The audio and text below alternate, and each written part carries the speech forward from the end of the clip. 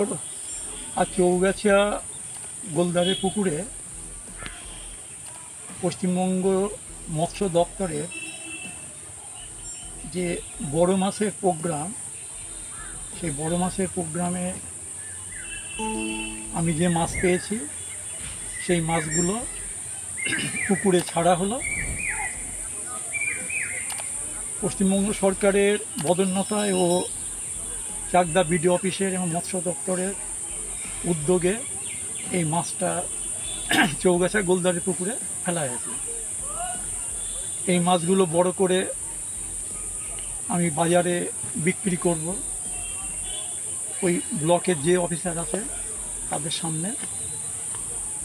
বড় মাছটা এই কারণেই করতে দিচ্ছে সরকার থেকে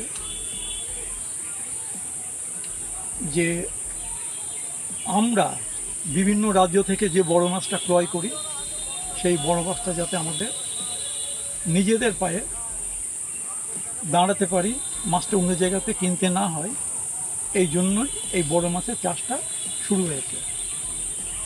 তাছাড়া এই গোলদারের পুকুরে যে মৎস্য প্রশিক্ষণের ব্যবস্থা করার জন্য মনোনীত করা হয়েছে, এই মৎস্য প্রশিক্ষণ নিতে পারলে পরে চাকদা ব্লকের অনেক যারা ক্ষুদ্র চাষি আছে, মৎস্য চাষি, তারা এখান থেকে অনেকটা উপকার পাবে।